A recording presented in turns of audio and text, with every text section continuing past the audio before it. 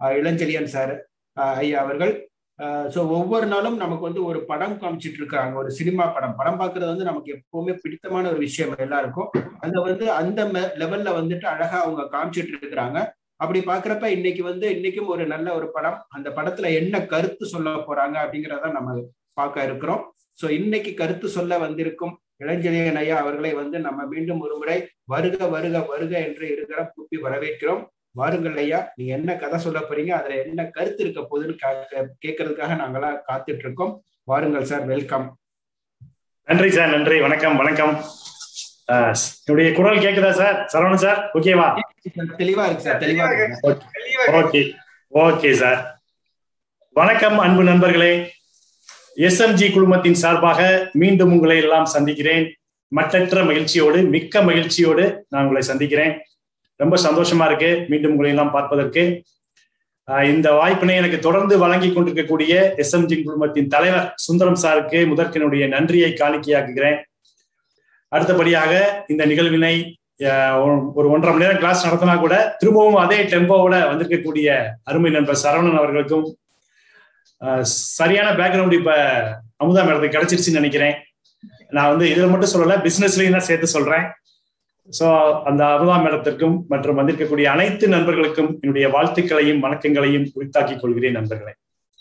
நண்பர்களே, சார் ஒரு வார்த்தை சொன்னாங்க, இந்த வகுப்பையே கேள்வி பதிலா நடத்தணும் அப்படிங்கிறதா சாருடைய ஆவல். சுந்தரம் சார் போன வாரமே சொன்னாங்க. அதுக்கு அடுத்த வாரம் நம்ம பண்ணலாம் அப்படின்னு நான் சொல்லியிருக்கிறேன். ஸோ அதற்கான ஆயத்த பணிகள் நடந்து கொண்டிருக்கிறது. ஏதோ நம்ம சொல்லிட்டு விட்டுறோம் மட்டும் நினைக்காதீங்க. A to Z பார்த்தீங்கன்னா கேள்வி பதில் என்பது நிச்சயம் இருக்க போகிறது. அதுவுமே ஒரு லேர்னிங் செஷனா தான் இருக்கும். அதாவது நம்ம எவ்வளவுதான் கத்துக்கிட்டாலும் திரும்ப திரும்ப கத்துக்கிறது மட்டும்தான் இந்த தொழில ஒரு சுவாரஸ்யத்தை ஏற்படுத்தும். அதாவது நான் 10th படிக்கும் சொல்லிட்டே இருப்பாரு, 10th அதிக மார்க் வாங்கணும்னா ஒரு பாடத்தை திரும்ப திரும்ப படிக்கணும். ஏன்னா ஒவ்வொரு முறை படிக்கும் போதும் ஒவ்வொரு கேள்விக்கான பதில் நம்மளுக்கு புரிஞ்சுக்கிறோம், நம்ம வித்தியாசமான பதில்களை புரிந்து கொள்வோம் அப்படின்னு சொல்லுவாரு. அந்த அடிப்படையில நம்ம LIC சப்ஜெக்டை எந்த அளவுக்கு திரும்ப திரும்ப கேட்கிறோமோ அந்த அளவுக்கு நம்மளுக்கு அது வாழ்க்கையில பயன்படும், நம்ம தொழில பயன்படும் அப்படிங்கிற நம்பிக்கையோட இன்னைக்கு வகுப்புக்குள்ள போயிடலாம். சரவணன் சார் ரொம்ப சரியா சொன்னாங்க, இந்த வாரம் என்ன படம் காட்ட போகிறார் அப்படின்னு. நம்ம என்ன படம் எடுத்தாலும் அதுல செய்தி இல்லாம இருக்காது. செய்தி தானே ஒழிய, செய்தி முக்கியமே ஒழிய படம் முக்கியம் கிடையாது. அதனால செய்தி ஒரு பக்கம் இருந்தாலும் படமும் ஒரு பக்கம் இருக்கு. ரெண்டும் கலந்து போவதுதான் நம்மளுடைய நிகழ்ச்சியின் சிறப்பு அப்படின்னு நான் நினைக்கிறேன். இந்த வாரமும் அதே 2 நண்பர்கள் தான் நம்முடைய கதையின் நாயகர்கள். விஜய் வளர்ச்சி அதிகாரி, சேதுபதி நம்மளை போன்ற முகவர் நண்பர். இவங்க 2 பேருக்கும் என்ன உரையாடல் நடக்க போகுது அப்படிங்கறதான் பார்க்க போறோம். அவங்க 2 பேரும் சந்திக்க நினைத்தால் கூட சமூகம் அவர்களை சந்திக்க விட மாட்டேங்குது. லாக்டவுன் கண்டினியூ ஆயிட்டே போயிட்டு இருக்கு. அவர்கள் இன்னும் தொலைபேசியிலேயோ வீடியோ கால்லயோ இந்த மாதிரி ஜூம்லயோ தான் பேச வேண்டிய ஒரு நிர்பந்தம் அவங்க 2 பேருக்கும் இருக்கு. ஸோ இந்த வகுப்பை முறைப்படி தொடங்குவதற்கு முன்னால கடந்த வகுப்பின் முடிவில ஒரு நண்பர் ஒரு டவுட் கேட்டிருந்தாங்க. அவர் இன்னைக்கு இந்த வகுப்பை பார்த்துக்கிட்டு இருக்காருன்னு எனக்கு தெரியல, அவரும் பாட்டுக்கு வந்திருப்பான்னு நம்புறேன். அவங்க சார் என்ன ஒரு டவுட் கேட்டிருந்தாங்கன்னா, ஜீவன் பாரதி பிளான்ல கிரேஸ் பீரியட் என்ன, 30 நாட்கள் தானா இல்ல 1 கேலண்டர் மந்தா அப்படிங்கிறத கொஞ்சம் தெளிவுபடுத்துங்க சார்னு கேட்டிருந்தாங்க. ஜீவன் பாரதி பிளான் திட்டம் எண் 160 160ல 30 நாட்கள் தான் grace period, not less than 1 calendar month அப்படிங்கிற கண்டிஷன் அதுல கிடையாது. இந்த 160 ஜீவன் பாரதி 2003லயே இன்ட்ரோடியூஸ் ஆகி அதுக்கப்புறம் கொஞ்ச நாள் கழிச்சு, சில ஆண்டுகள் கழித்து வித்ரா பண்ணப்பட்டது. அதற்கப்புறம் இன்னொரு ஜீவன் பாரதி வந்திருக்கு, 192 பிளான் ஜீவன் பாரதி 1ன்னு அதுக்கு பேர் வச்சு 2008ல அதை வெளியிட்டு இருக்காங்க. அதுல கிரேஸ் பீரியட் எப்படி இருக்குன்னு பாத்தீங்கன்னா 30 days not less than 1 calendar month அப்படிங்கிற வார்த்தை இருக்கு. ஸோ இதுதான் அவர் கேட்ட சந்தேகத்துக்கான பதில். அதே நண்பர் இன்னொரு சந்தேகத்தையும் கேட்டிருந்தாரு. கோமல் ஜீவன் பாலிசி லாப்ஸ் ஆயிட்டா மெச்சூரிட்டி டயத்துல என்ன கிடைக்கும் அப்படிங்கிற கேள்வியை கேட்டிருந்தாரு. அதற்கான விடையும் இப்ப நான் அவர்கிட்ட சொல்றேன். கோமல் ஜீவன் பாலிசி நம்ம எல்லாருக்குமே தெரியும், மைனர் லைஃப்ல போடக்கூடிய பாலிசி. அதுல 18 வயது வரை பிரீமியம் கட்டணும். அதுக்கப்புறம் நம்ம சர்வைவல் பெனிஃபிட் கொடுக்க ஆரம்பிச்சிருவோம். LICல இருந்து 18 வயசுல, 20 வயசுல, 22 வயசுல, 24 வயசுல சர்வைவல் பெனிஃபிட் கொடுத்துட்டு 26வது வயசுல 26th ஏஜ்ல மெச்சூரிட்டி கிளைம் கொடுப்போம். இது இன்ஃபோர்ஸ் இருக்க பாலிசிகள். நண்பர் கேட்டிருந்த கேள்வியில எப்படி கேட்டிருந்தாருன்னா 16 வருஷம் தான் பணம் கட்டியிருக்காங்க, கடைசி 2 ஆண்டுகள் பணம் கட்டல. அப்ப அந்த மாதிரி சந்தர்ப்பத்துல என்ன கிடைக்கும் அப்படின்னு கேட்டிருந்தாரு. அதற்கான பதில் என்னன்னா, அந்த மாதிரி லேப்ஸ் ஆன பாலிசிகள்ல பெய்ட் அப் வேல்யூ அரைவாயிருக்க பாலிசியில சர்வைவல் பெனிஃபிட் என்பது கொடுக்கப்பட மாட்டாது. நேரடியாக மெச்சூரிட்டி கிளைம் தான். அதாவது 26வது வயசுல அவருக்கு பெய்ட் அப் வேல்யூவும் பிளஸ் 16 வருஷத்துக்கான கேரண்டி எடிஷனும் சேர்ந்து கிடைக்கும். இதுதான் அந்த நண்பர் கேட்ட 2 கேள்விகளுக்கான பதிலாக இதுக்கு நான் சொல்றேன். அந்த நண்பர் இதை பார்த்து பயன்பெறுவார் என்று நான் நம்புகிறேன். நண்பர்களே, இன்னைக்கு நம்ம வழக்கம் போல வகுப்புக்குள்ள போயிடலாம். இந்த நாள் எப்படி இருக்குன்னு பாத்தீங்கன்னா, நம்மளை போல அவங்களுக்கும் ஒரு சனிக்கிழமை தான். மாஸ்டருக்கும் நம்மளுடைய நாயகன் சேதுபதிக்குமே. மாஸ்டர் இன்னைக்கு என்ன பண்ணியிருக்காருன்னா, இன்னைக்கு முதல் 15 நாள் ஜூன் மாசம் மாஸ்டர் எப்பவுமே குவார்டர் வைஸ் பிசினஸ்ல ரொம்ப கான்சென்ட்ரேட் பண்ணக்கூடிய ஒரு நபர். அதாவது ஒவ்வொரு காலாண்டுக்கும் பிசினஸை ரிவ்யூ பண்ணி அதுல இருக்கக்கூடிய பிளஸ் மைனஸ் எல்லாம் அசை போட்டு அதை ஆராய்ஞ்சு அதுக்கு ஸ்ட்ராட்டஜிஸ் ஃபார்ம் பண்ணி ஃப்ரேம் பண்ணி ஒர்க் பண்ணிட்டே வருவாங்க. இந்த கோவிட்ல என்ன ஆயிடுச்சுன்னா, ஃபர்ஸ்ட் காலாண்டு இப்ப முடிய போகுது. இன்னும் 20 நாட்கள் தான் இருக்கு. ஜூன் முடிஞ்சிருச்சுன்னா ஏப்ரல் மே ஜூன் முடிஞ்சது, Q1 முடிஞ்சது. நார்மல் டேஸ்லயே இந்த Q1ல பிசினஸ் என்பது ரொம்ப டல்லா இருக்கும். என்ன காரணம்னா, ஏப்ரல்ல தான் இயர் முடிச்சிருப்போம். அதுக்கப்புறம் கோடை விடுமுறை என்பது இருக்கும்.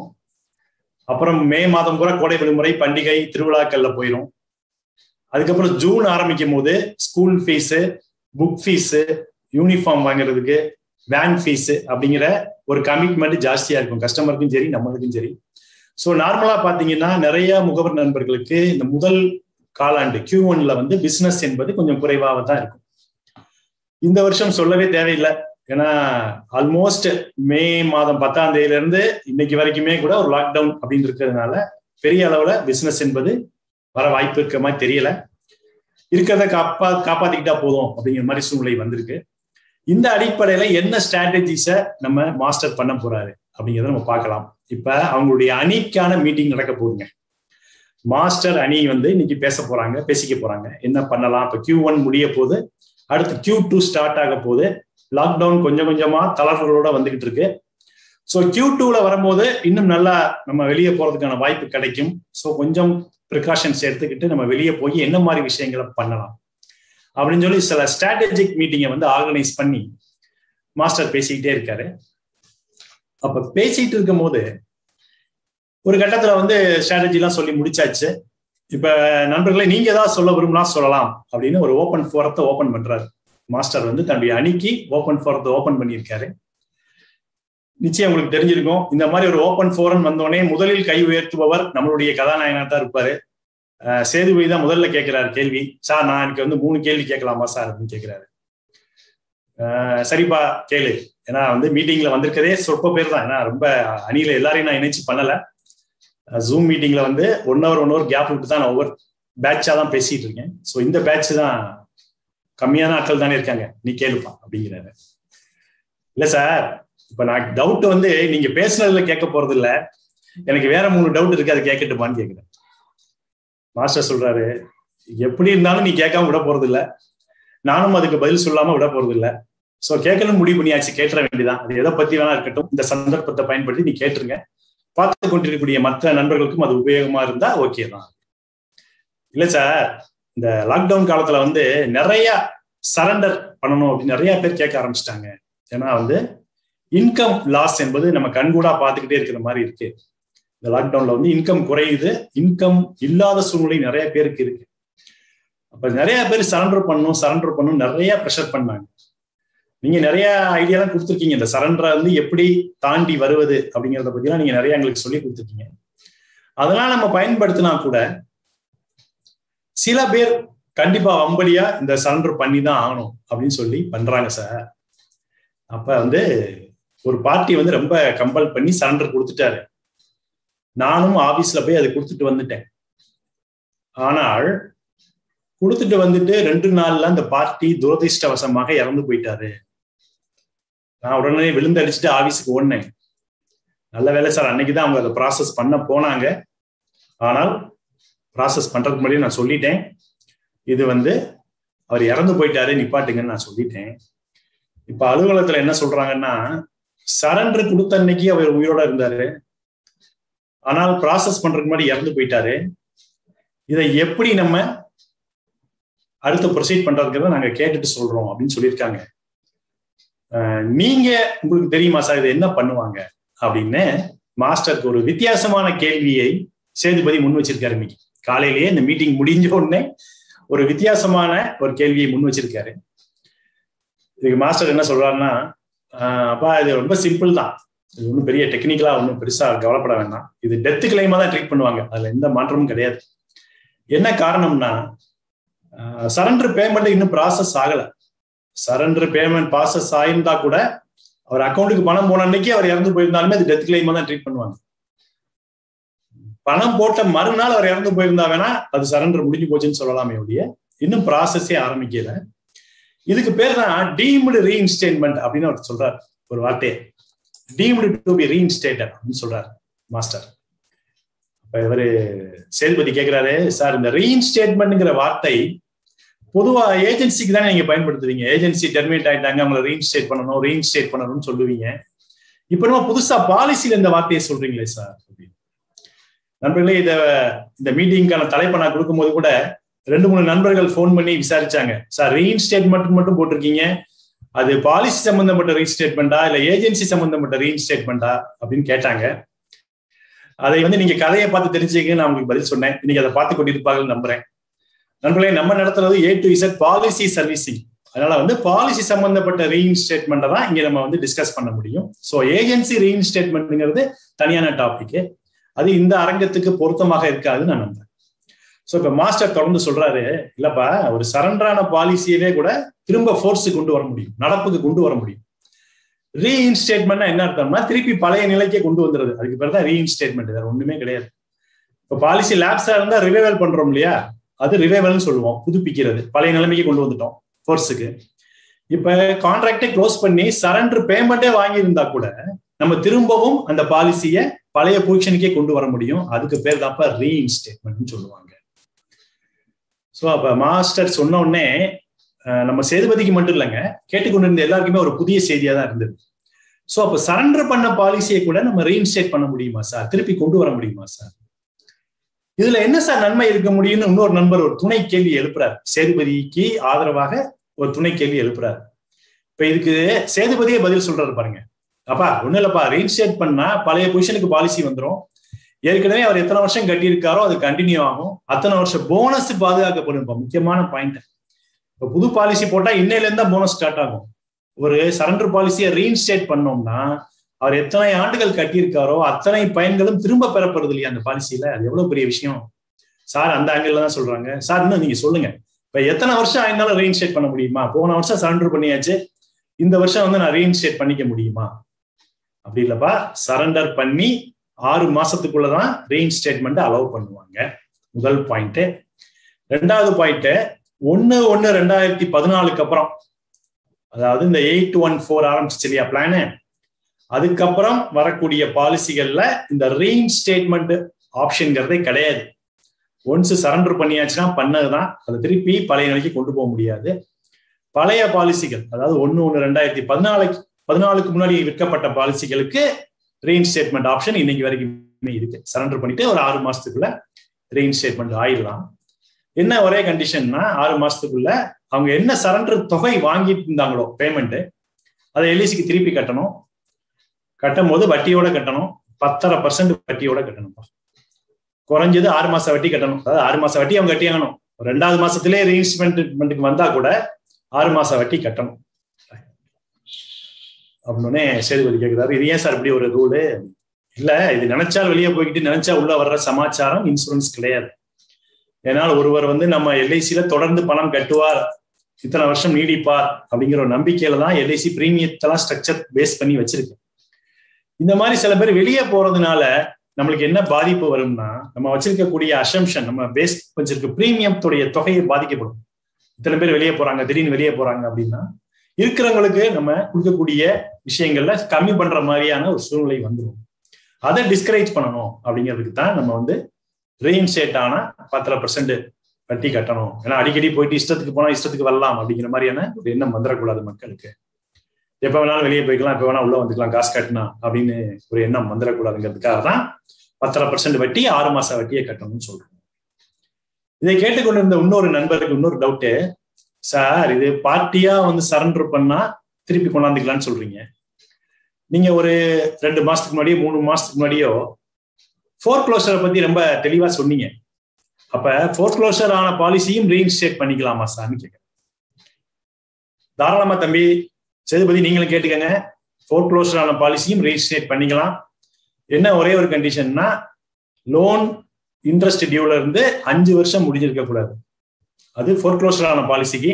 சரண்டர் ஆன பாலிசிக்கு சரண்டர் பண்ணி 6 மாசத்துக்குள்ள ரீஇன்ஸ்டேட் பண்ணிருக்கணும். இப்போ ஃபோர்க்ளோஷர் ஆன பாலிசியில வந்து அவர் திரும்பி கட்ட வேண்டியது எதுவும் இருக்காது. ஏன்னா அவருக்கு எதுவுமே பேமெண்ட் பண்ணியிருக்க மாட்டோம். அப்படி பண்ணியிருந்தா ரீஇன்ஸ்டேட் பண்ண முடியாது. ஏதோ பண்ணவே முடியல, எதுவுமே பண்றதுக்கு இல்லை, அவருக்கு நில் பேலன்ஸ் ஆயிடுச்சு, லோனுக்கும் சரண்டர் வேலைக்கும் சரியா போச்சு அப்படிங்கிற மாதிரி சூழ்நிலை வந்தாதான் ஃபோர்க்ளோஷர். ஏற்கனவே நான் சொல்லியிருப்பேன் ஃபோர்க்ளோஷரை பத்தி, உங்களுக்கு ஞாபகம் இருக்குன்னு நம்புறேன். ஸோ அந்த மாதிரி கேஸுக்கு அவர் ரீஇன்ஸ்டேட் பண்ணிட்டு பாலிசியை ரிவைவலும் பண்ணிக்கலாம் ஃபோர்க்ளோஷர் பாலிசியில. இல்ல லோனுக்கான வட்டியை மட்டும் கட்டி கூட பாலிசியை நடப்புல வச்சுக்கலாம். இந்த மாதிரியான வசதிகள் இருக்கு. இப்ப சரண்டர் பண்ண பாலிசியை ரீஇன்ஸ்டேட் பண்ணும் போது ஒரே ஒரு விஷயத்துல கவனமா இருக்கணும் சேதுபதி. ஒருவேளை அந்த பாலிசியில அவர் லோன் வாங்கியிருந்தாருன்னு வச்சுக்கோங்க, ரீஇன்ஸ்டேட் பண்ணும் போது லோனுக்கான வட்டியவும் அப் டு டேட் கட்டணும். லோனுக்கான வட்டியவும் அப் டு டேட் கட்டிடணும். பாலிசி வந்து இன்ஃபோர்ஸா இருந்திருக்கலாம், லேப்ஸா இருந்திருக்கலாம், எப்படி வேணா சூழ்நிலை இருந்து சரண்டர் பண்ணிருக்கலாம். எப்படி இருந்தாலும் ரீஇன்ஸ்டேட் பண்ணும் போது கம்பல்சரியா ஒரு மெடிக்கல் ரிப்போர்ட்டை அவருக்கு சப்மிட் பண்ணி தான் ஆகணும். அது என்ன எவ்வளவு சாதாரணமான பாலிசியா இருந்தால் கூட அதுக்கு அவர் வந்து ஒரு மெடிக்கல் ரிப்போர்ட் சப்மிட் பண்ணி தான் ஆகணும், சரண்டர்ல இருந்து ரீஇன்ஸ்டேட் பண்ணும் போது. ஸோ இப்ப நான் சொல்லும் போது ஒரு விஷயம் புரிஞ்சிருக்கு நண்பர்களே, சேதுபதிக்கும் புரிஞ்சிருக்குன்னு நினைக்கிறேன். ரீஇன்ஸ்டேட்மெண்ட் வரும்போது எல்ஐசி 2 விஷயத்துல கவனமா இருக்கிறாங்க. ஒண்ணு, அவர் கட்டக்கூடிய தொகைக்கான வட்டியை கூடுதலா விதிச்சு அவர்கிட்ட இருந்து பணம் வாங்குறதுக்கு ஒரு வாய்ப்பு. 2வது, அவருடைய ஹெல்த் கரெக்டா இருக்கா. ஏன்னா சரண்டர் வாங்கிட்டு போறேன், சரண்டர் எனக்கு போதும், எனக்கு பாலிசியே வேணாம்னு சொல்லிட்டு போன ஒரு நபர் திடீரென்று நான் ரீஇன்ஸ்டேட் பண்ண வரேன் அப்படின்னு சொன்னாருன்னா அவருக்கு ஹெல்த் ரீதியாக ஏதாவது பிரச்சனை இருக்கலாம் இல்லையா அப்படிங்கிற ஒரு காரணம் இருக்கிறதுனால அவர் ஹெல்த்தை நம்ம முழுமையா புரிஞ்சுக்கணும், தெரிஞ்சுக்கணுங்கிறதுக்காக கம்பல்சரியா மெடிக்கல் ரிப்போர்ட்டை நம்ம இன்சீஸ் பண்றாங்க. இதுதான்ப்பா ரீஇன்ஸ்டேட்மெண்ட். சரண்டருக்கு நீ சொன்ன கேஸ் வந்து நிச்சயமாக டெத் கிளைம் தான் செட்டில் ஆக போகுது. பாலிசி இன்ஃபோர்ஸாப்பா அப்படின்னு கேட்கிறாரு. ஆமா சார், இன்ஃபோர்ஸ் தான். நான் எவ்வளவோ தடுத்து பார்த்தேன், அவர் தான் மம்படியா சரண்டர் பண்ணு சொன்னாரு. துரதிருஷ்டவசமா 2 நாள்ல ஒரு ஹார்ட் அட்டாக்ல இறந்துட்டார் சார் அப்படின்னாரு. சரிப்பா, ஒன்றும் பிரச்சனை இல்லை. இப்ப டெத் கிளைமுக்கு என்ன ப்ராசஸோ அதை நம்ம பண்ணி கொடுத்துருவோம். நிச்சயமாக அந்த குடும்பத்துக்கு நம்ம டெத் கிளைம் வாங்கி கொடுத்துடலாம். சரண்டர் அவர் கொடுத்திருந்தாலும் சரண்டர் ப்ராசஸ் பண்றதுக்கு முன்னாடி அவர் இறந்து போயிட்டதுனால அது பாலிசி வந்து டெத் கிளைமா தான் ட்ரீட் பண்ணுவாங்க. ரைட்டுப்பா, வேற யாருக்காவது டவுட் இருக்கா அப்படின்னு மாஸ்டர் அடுத்தவங்களை நோக்கி போகும்போது சேதுபதி சொல்றாரு, சார் நான் 3 கேள்வி கேட்கிறேன்னு முதலே சொல்லிட்டேன்.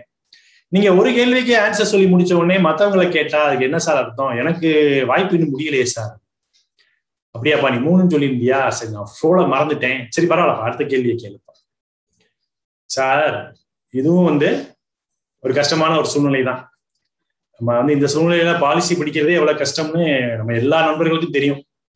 அப்படி கஷ்டப்பட்டு பிடிச்ச பாலிசிய ஒருத்தர் கூலிங் ஆஃப் கேன்சலேஷன் பண்ணிட்டார் சார்.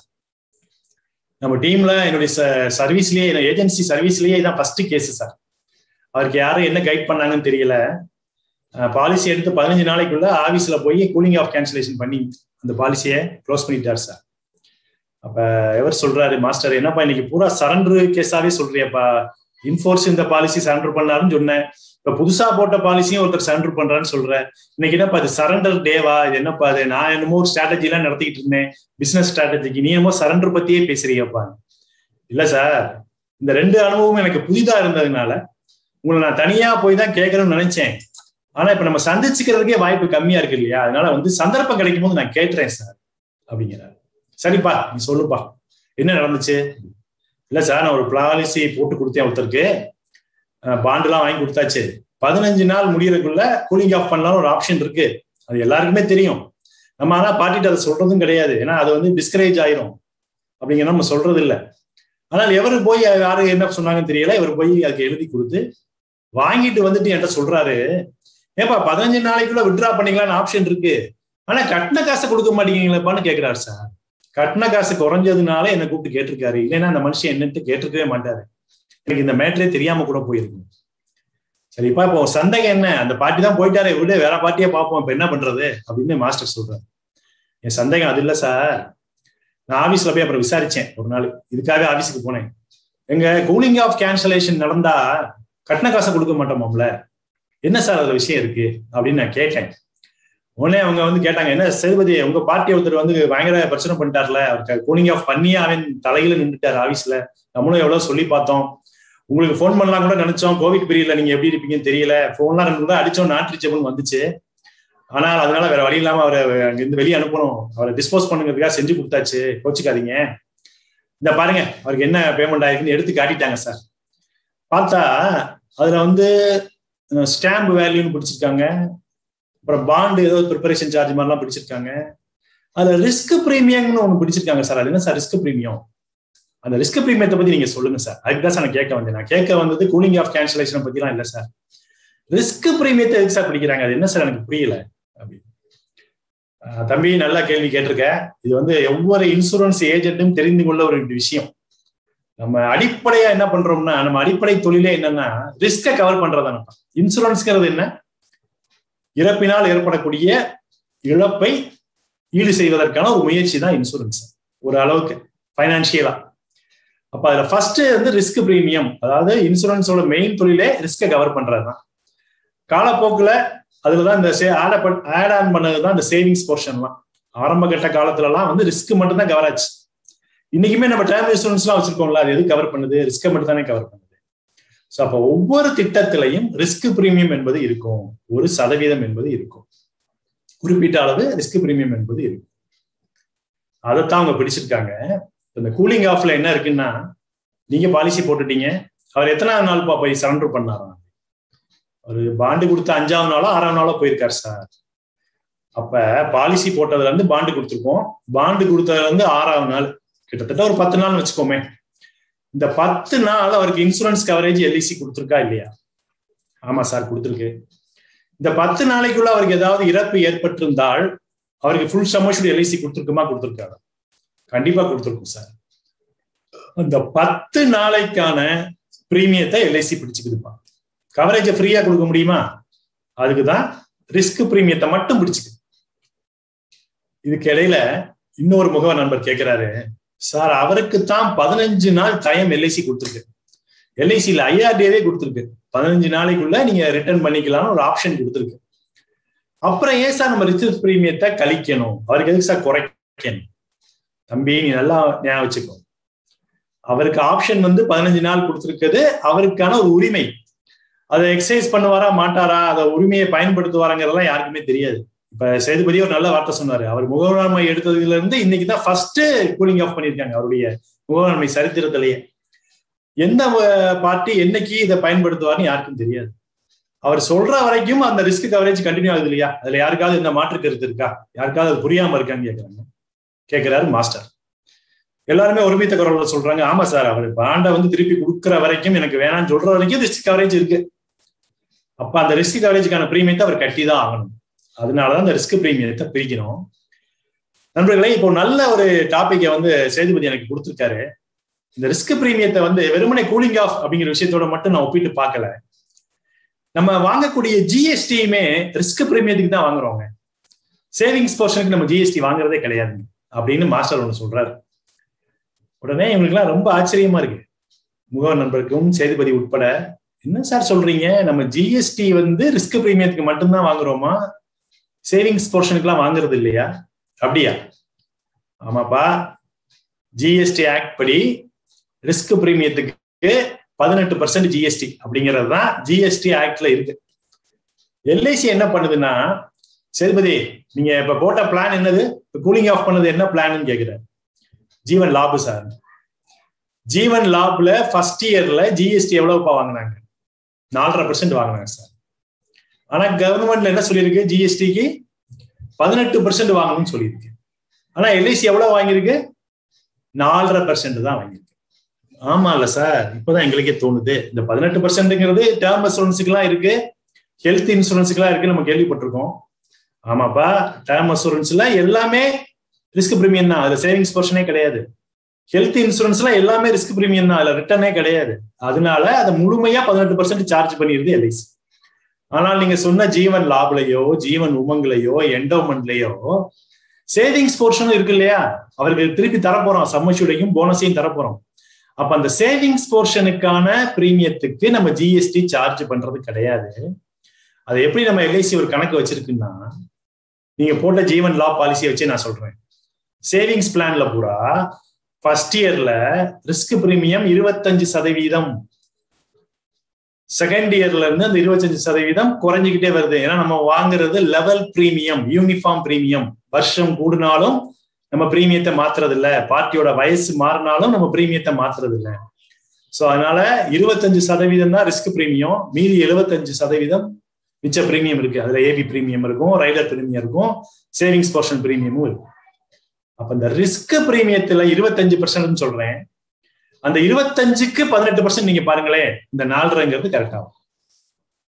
அப்ப யாரோ நண்பர், இப்ப நம்ம நண்பர்ல யாரோ எழுதி பாக்குற மாதிரி ஒரு எழுதி பார்த்துட்டு சொல்றாரு, கரெக்ட் தான் சார், 25%ல 18%, 25ல 18% பார்த்தா 4.5 தான் வருது. அதனாலதான் எல்ஐசி வந்து 4.5% ஃபர்ஸ்ட் இயர்லயும், அடுத்து 12 அப்படின்னு அதுல பாதியா வந்துருச்சு. அப்ப 2.25% ஜிஎஸ்டியா வாங்குறோமா? சோ அப்ப ஜிஎஸ்டி எதுக்கு வாங்குறீங்க நிறைய கஸ்டமர்ஸ் ஆரம்ப காலத்துல கேட்டாங்க. இப்ப அவங்களெல்லாம் நம்ம வேற வகையில சமாளிச்சுட்டு இருந்தோம். இப்ப இந்த ஒரு விஷயத்த கூட நம்ம சொல்லி அவங்களை கன்வின்ஸ் பண்ண முடியும் போல இருக்கேன் சார். நீங்க கட்டக்கூடிய சேவிங்ஸ் போர்ஷனுக்குலாம் ஜிஎஸ்டி வாங்குறது இல்லைங்க, அது உங்களுக்கே வந்து வட்டியோட போனஸோட திருப்பி கொடுக்க போறோம் அப்படிங்கிற ஒரு ஆப்ஷன் இருக்கு போல சார். ஸோ அப்போ இந்த ரிஸ்க் பிரீமியங்கிறது எல்லா பிளான்லயும் இருக்கு போல இருக்கு சார். அப்ப நம்ம ஒரு பிரீமியத்தை கால்குலேட் பண்ணும் போதே ஃபர்ஸ்ட் என்ன எலிசில கால்குலேட் பண்ணுவாங்கன்னா ரிஸ்க் பிரீமியத்தை தான் முதல்ல கால்குலேட் பண்ணுவாங்க. அதுக்கப்புறம் தான் அதுல வந்து இந்த ஆட் ஆன்லாம் சேர்த்துக்கிட்டே வருவாங்க. ஸோ இப்போ இந்த ரிஸ்க் பிரீமியம்னா என்னன்னு நம்ம டீம்ல வாய்ப்பு, இந்த பேசுறதுக்கு ஒரு வாய்ப்பு நீங்க சேதுபதி கொடுத்தீங்க. எனக்கு ரொம்ப ரொம்ப சந்தோஷம் சேதுபதி. நீங்க வந்து இப்படி ஒரு கேள்வியை கேட்டதுக்கு நான் கூட என்னடான்னு முதல்ல நினைச்சேன். முதல்ல ஒரு இந்த இன்ஃபோர்ஸ் பாலிசியை வந்து சரண்டர் பண்ணி விட்டாரு, இப்போ அடுத்து ஒரு போட்ட பாலிசியை, கஷ்டப்பட்டு போட்ட பாலிசியை கூலிங் ஆஃப் பண்ணி விட்டார். நம்ம நினைச்சா கூட எந்த தீமைக்குள்ளும் ஒரு நன்மை உண்டு அப்படிங்கிறத நம்ம அணியினுடைய தாரக மந்திரம். நம்ம நம்பிக்கையில முதல் விஷயம் அதான், நம்ம டீமோட முதல் நம்பிக்கையே என்னன்னா எந்த தீமைக்குள்ளும் ஒரு நன்மை இருக்கும் அப்படின்னு நம்ம நினைப்போம். அது மாதிரி எப்ப ஒரு 2 கஷ்டமான விஷயங்கள் உங்களுக்கு நடந்திருந்தால் கூட அதை நம்ம டிஸ்கஸ் பண்ணும் போது அனைத்து முகவர் நண்பர்களும் தெரிஞ்சுக்கிட்டாங்க. பாத்தீங்களா இருக்கக்கூடிய ஒரு விஷயத்த. இப்ப நானா இந்த ரிஸ்க் பிரீமியத்தெல்லாம் பத்தி என்னைக்காவது பேசுவேன்னா எனக்கு தெரியாது. ஏன்னா நம்மளுடைய ஸ்ட்ராட்டஜிங்கிறதெல்லாம் பிசினஸ் ஓரியன்டா தான் போயிட்டு இருக்கோம். ஆனால் இன்னைக்கு இந்த ரிஸ்க் பிரீமியத்தை பத்தி பேசுறதுக்கு ஒரு நல்ல வாய்ப்பை கொடுத்தீங்க சேதுபதி, ரொம்ப நன்றி. இன்னொரு நண்பர் கேட்கிறாரு, இப்ப சிங்கிள் பிரீமியத்துக்குலாம் எவ்வளவு சார் ஜிஎஸ்டி போடுறாங்க? 1.8% இருக்கு. இப்ப ஜீவன்எஸ்ஐ 7க்குலாம் பாத்தீங்கன்னா 1.8% நம்ம ஜிஎஸ்டி போடுவோம். சோ இந்த மாதிரி நீங்க பேசிக்கலா மனசுல வச்சுக்க வேண்டிய விஷயம் என்னன்னா, எல்ஐசி வந்து ரிஸ்க் பிரீமியத்துக்கு மட்டும்தான் ஜிஎஸ்டி சார்ஜ் பண்ணுது. கூலிங் ஆஃப் கேன்சலேஷன் வரும்போது ரிஸ்க் பிரீமியத்தை மட்டும்தான் டிடெக்ட் பண்ணிக்குது. அவர் கட்டின மிச்ச காசெல்லாம் திருப்பி கொடுத்துரும். சோ இந்த 2 விஷயமும் மனசுல வச்சுக்கோங்க தம்பிகளா. சரிப்பா சேதுபதி, இப்ப எனக்கு ஞாபகம் இருக்கு, நீ 3வது ஒரு கேள்வி வச்சிருக்கேன்னு வேற சொன்ன. அந்த 3வது கேள்வியும் கேட்டுரு. ஏன்னா வந்து மற்ற நண்பர்களுக்கு கேள்வி இருக்குமான்னு தெரியல. அப்படி கேள்வி இருந்தாலும் அதை கேட்கறதுக்கு நீ அனுமதிப்பாயும் தெரியல, டைம் பர்மிட் பண்ணுமாலும் தெரியல. ஆனா நீ கேட்கிற எல்லா விஷயமுமே ரொம்ப யூஸ்ஃபுல்லான விஷயமா இருக்கு சேதுபதி. எனக்கு ரொம்ப சந்தோஷம். நான் உனக்கு மட்டும் இல்ல, கேட்டுக்கொண்டிருக்கக்கூடிய அனைத்து நண்பர்களுமே இது என்னைக்கா ஒரு நாள் பயன்படும். சோ அப்ப 3வது கேள்வி வந்து இப்ப நான் ஆர்வமா எதிர்பார்க்கிறேன் அப்படின்னு சொல்லி மாஸ்டர் ரொம்ப உற்சாகமா இருக்காரு. சேதுபதிக்கு பதில் சொல்றதுக்கு ரொம்ப உற்சாகமா இருக்காரு. சேதுபதி என்ன கேட்கிறாருன்னா, சார் 2 சிறப்பான பதில் நீங்க சொன்னீங்க. 2 சரண்டருக்கான ஒரு விளக்கத்தையும் அதை ரீஇன்ஸ்டேட் பண்ணிடலாம், டெத் கிளைம் ஒரு பால வார்த்தை நீங்க வயிற்றுலன்னு சொல்லலாம். இன்னொன்னு கூலிங் ஆஃப் போனா போகுது, அந்த ரிஸ்க் பிரீமியத்தை பத்தி நம்ம டிஸ்கஸ் பண்றதுக்காக இந்த கேஸ் எனக்கு நடந்துகிட்ட மாதிரி நான் எடுத்துக்கிறேன் சார். இப்ப நான் என்ன கேட்க வந்தேன்னா சார், நிறைய இடங்கள்ல நிறைய நம்ம கிளாஸஸ் அட்டன் பண்றோம், நிறைய பேருடைய ஸ்பீச்சை பாக்குறோம், நிறைய வீடியோஸை பாக்குறோம், நிறைய பேம்லெட்ஸ் பாக்குறோம், நிறைய போஸ்டர்ஸ் வருது, நிறைய கொட்டேஷன்ஸ் வருது. எல்லாத்துலயுமே ரொம்ப ஹைலைட் பண்ணி பேசுற ஒரு விஷயம் என்னன்னா ரைடர்ஸ் தான் சார் பேசுறாங்க. அதுல நிறைய விஷயம் நம்ம தெரிஞ்சுக்கிட்டோம், ஏகப்பட்ட விஷயம் ரைடர்ஸை பத்தி நம்ம டீம்லயே நிறைய செஞ்சுக்கணும். இப்ப வந்து என்ன பத்தியே ரைடரை பத்தி பேசுறீங்கன்னா நானே பேசக்கூடிய அளவுக்கு நம்மளுக்கு இருக்கு விஷயம். நான் இப்ப மாஸ்டருக்கு நான் என்ன கேட்கிறேன்னா, தலைவர் அவங்ககிட்ட நான் என்ன கேட்கிறேன்னா, ரைடர்ஸ்ல இது வரைக்கும் சொல்லாத விஷயத்த நீங்க சொல்லுங்களேன் அப்படின்னு சொல்றேன். இப்ப மாஸ்டருக்கு என்னன்னா, என்னப்பா நான் வேற ஏதோ கேட்க போற சரண்டர் சம்பந்தமா நினைச்சுக்கிட்டு இருந்தேன். டப்புன்னு அப்படியே ஆங்கிலே மாறி ரைடர்ங்கிற டாபிக் உள்ள இறங்கிட்டியாப்பா.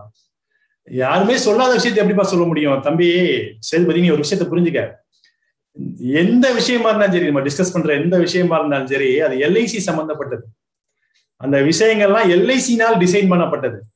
அதை யாரு பேசினாலும் ஒரே மாதிரி தான் பேச முடியும். அதை மாத்தி யாரும் பேசவே முடியாது. மாத்தி சொல்ல முடியுமா? இப்ப 10 லட்சம் கிடைக்கிற இடத்துல 50 லட்சம் கிடைக்கும் நான் சொல்ல முடியுமா? ஒரு உதாரணத்துக்கு இப்ப ஏபி ரைடர் ஏடிடிபி ரைடர் ரெண்டையுமே ஒரு ஆள் வாங்க முடியும், நான் மாத்தி சொல்ல முடியுமா? ரூல்ஸை மாத்தி யாராவது பேச முடியுமா? என்னப்பா சேதுபதி புதுசா ஒரு டெஸ்ட் வைக்கிறீங்க எனக்கு அப்படின்னு கேட்கிறாரு. அப்ப சேதுபதி சொல்றாரு, சார் நான் அந்த ஆங்கிள் சொல்லல, இதுமே யாருமே டச் பண்ணாம ஏதாவது பாயிண்ட்ஸ் இருக்குன்னு நீங்க நினைப்பீங்க இல்லையா? இது வரைக்கும் நம்ம எங்கேயுமே இப்ப நான் சொன்னேன், வரிசையா சொன்னேன் இல்லையா, இந்த மீட்டிங்லயுமே இந்த போஸ்டர்லயுமே நம்ம பார்க்காத விஷயங்கள் ஏதாவது இருக்குமா சார்? தம்பி அப்படி பார்த்தா எத்தனையோ இருக்கு. சமீபத்துல கூட எனக்கு ஒரு நண்பர் வந்து ஒரு பவர் பாயிண்ட் அனுப்பியிருந்தார். முழுக்க இந்த ரைடர் சம்பந்தப்பட்டதுதான். அதுல முக்கியமான விஷயத்த மட்டும் நான் கட் பண்ணி நான் ஒரு பவர் பாயிண்ட் ரெடி பண்ணி பார்த்தேன், நம்ம டீம்ல போட முடியுமான்னு பார்த்தேன். ஆனா எல்லாமே ஏற்கனவே சொன்ன மாதிரிதான் இருந்துச்சு. எனக்கு புதுசா என்ன சொல்ல போறோம் அப்படின்னு எனக்கு தோணுச்சு. நீ இப்ப கேட்டுட்ட, எனக்கும் வேற பதில் சொல்றதுக்கு இப்ப கையில இல்ல. ரைடர்ஸை பத்தி சொல்லணும்னா ஏற்கனவே நீ உனக்கு தெரிஞ்ச விஷயத்தான் திருப்பி சொல்லணும் மாதிரி இருக்கும். அதனால நான் என்ன பண்றேன்னா, அந்த பவர் பாயிண்ட்டை இப்ப உங்களுக்கு ஷேர் பண்ணி காட்டுறேன். நீங்க அதை வந்து புதுசா ஏதாவது தெரிஞ்சுக்க முடியும்னா தெரிஞ்சுக்கங்க. ஏன்னா வந்து நான் முதலே சொன்ன மாதிரிதான், எல்ஐசியுடைய விதிமுறைகள், ப்ராடக்ட், ஃபீச்சர்ஸ ஒவ்வொருத்தரும் அவங்களுக்கு ஏத்த பாணியில வேணா மாத்தி சொல்லலாமே ஒழிய அடிப்படை கண்டென்ட்டை யாருமே மாத்த முடியாது. சோ நண்பரே சேதுபதி, மற்ற நண்பர்களும் பாருங்க. இப்ப வந்து என்னுடைய ஸ்கிரீன் ஷேர் நான் பண்றேன். அந்த பவர் பாயிண்ட்டை வந்து நம்ம டிஸ்கஸ் பண்ணலாம் அப்படின்னு சொல்லிட்டு ஸ்கிரீன் ஷேர் ஆரம்பிக்கிறாருங்க. மாஸ்டர் வந்து இப்ப தன்னுடைய ஸ்கிரீனை ஷேர் பண்ண போறாரு. எல்லாருக்கும் தெரிகிறதா என்பதை வந்து உறுதிப்படுத்துங்க. யாரா ஒருத்தர்? Amudha madam? Okay sir. Okay right. Riders போட்டுருக்கு சார். ரைடர்ஸ்ங்கிற வார்த்தை வந்திருக்கு. ரைட். இப்ப இதே வார்த்தை தான் சேதுபதி கண்ணையும் படுது. இப்ப மாஸ்டர் வந்து, அப்பா எத்தனை ரைடர் பாருங்க அப்படின்னு கேட்கிறாரு. நீ நிறைய விஷயம் தெரியும் அப்படின்னு சொல்றீ இல்லையா சேதுபதி? நீ என்ன தெரிஞ்சிருக்கேன்னு நானும் தெரிஞ்சுக்கிறேன். நான் தெரியாத விஷயத்தை டிஸ்கஸ் பண்ணுவோம். எத்தனை ரைடர் இருக்கு? இவர் இந்த வார்த்தையை போட்டோடனே சேதுபதி மனசுக்குள்ள கணக்கு போட்டுட்டாரு. அந்த ரைடர் இந்த ரைடர் எது இருக்கு சார்? ஒரு 5 இருக்கும். 5. வேற யாராவது சொல்றீங்களாப்பான்னு இன்னும் 2 பேரு. சார் சேதுபதி சொன்னா கரெக்டா இருக்கும் 5. நீங்க திருப்பி கேட்கறதுனால அது 6 இருக்கலாம் சார். இன்னொரு நண்பர் சொல்றாரு இது 4 அப்படின்னு. சார் இந்த குழப்பமே வேண்டாம், மொத்தம் நம்மகிட்ட 6 ரைடர் இருக்கு. அமுதா மேடம் ஓகே தானே? விசிபிலிட்டி ஓகேவா? Yes sir, yes sir. Okay, எல்லாருனாலையும் படிக்க முடியும்னு நினைக்கிறேன். என்னென்ன ரைடர் இருக்குன்னாப்பா, ஏபி ரைடர் இருக்கு, ஏடிடிபி ரைடர் இருக்கு, linked accidental death benefit rider இருக்கு, டேர்ம் ரைடர் இருக்கு, கிரிட்டிக்கல் இல்னஸ் ரைடர் இருக்கு, பிரீமியம் வேவர் பெனிஃபிட் ரைடர் இருக்கு. இப்ப இந்த 6ஐயும் நம்ம வந்து ஜென்ரலா பாத்துருவோம். 2 பாயிண்ட், ஒவ்வொன்றுக்கு 2 பாயிண்ட். ஏபி ரைடர் அல்லது ஏடிடிபி ரைடர், இது 2ல ஏதாவது ஒன்றை மட்டும்தான் நம்ம ப்ரொபோசல்ல சூஸ் பண்ண முடியும். இது எல்லாருக்குமே தெரிஞ்ச விஷயம் தான். அதே மாதிரி ப்ரொபோசல்ல விட்டு போச்சுன்னா இடையில சேர்த்துக்கிறதுக்கான ஆப்ஷனும் இருக்கு, இந்த ஏபி ரைடரையும் ஏடிடிபி ரைடரையும். ஆனா எப்பவுமே மனசுல வச்சுக்க வேண்டிய அடிப்படை விஷயம், ஏதாவது ஒன்றை மட்டும்தான் சேர்க்க முடியும். ஒன்னு சேர்த்துட்டா இன்னொன்னு மாத்திக்க முடியாது. அதை மட்டும் பாத்துக்கோங்க. ஏபி ரைடருங்கிறது வெறுமனே டெத்தை மட்டும் கவர் பண்றது, ஆக்சிடென்ட்னால ஏற்படக்கூடிய டெத்தை மட்டும் கவர் பண்றதுதான் ஏபி ரைடர்.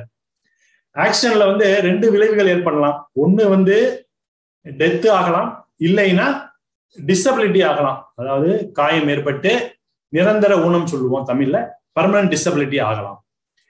இப்ப சேதுபதி இடைமறைச்சு சொல்றாரு, மாஸ்டர் சார் நீங்க வழக்கமா ஒரு வார்த்தை சொல்லுவீங்க, இன்னைக்கு அதை மறந்துட்டீங்க. என்னப்பா?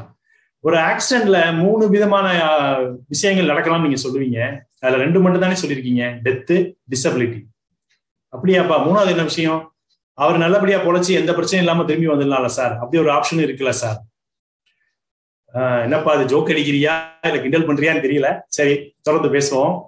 3வது இருக்கிறது வந்து linked accidental death benefit rider.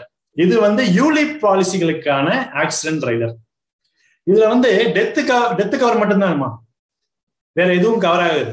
Disability cover ஆகாது யூலிப் பாலிசியை பொறுத்தளவுல. அதுக்கு தனி ரைடராகவே எல்ஐசியில வச்சிருக்காங்க. இந்த யூலிப் பாலிசியில என்ன ஒரு வசதினா, ஏபி பிரீமியத்தை நம்ம கழிக்கவே தேவையில்லை, எக்ஸ்ட்ரா கட்டணுங்கிற அவசியமே இல்லை, யூனிட்ல கழிச்சுட்டே வருவாங்க. ஸோ அது யூலிப் சாப்டர் தனியா போகணும். நம்ம தனியா ஒரு நாள் டிஸ்கஸ் பண்ணுவோம் இந்த யூலிப்பை பத்தி. அடுத்து டேர்ம் ரைடர், உங்க எல்லாருக்குமே தெரியும். இந்த டேர்ம் ரைடர்ல சுவையான விஷயங்கள் இந்த அடுத்து வரப்போகுது பாருங்க. அடுத்து கிரிட்டிக்கல் இல்னஸ் ரைடர் இருக்கு, பிரீமியம் வேவர் பெனிஃபிட் ரைடர் இருக்கு. இந்த கிரிட்டிக்கல் இல்னஸ் ரைடர்ல யாரு பேசினாலும் இந்த 15 வியாதிகளை பத்தி தான் பேச முடியும். அது என்ன கிடைக்கும், எப்படி கிளைம் பண்ணுங்கிறத பத்தி அவங்க எல்லாருக்குமே விரைவாக நிறைய பேர் சொல்லி கொடுத்துருக்காங்க. என்னை விட சிறந்த பயிற்றுனர்கள்லாம் சொல்லி கொடுத்துருக்காங்க.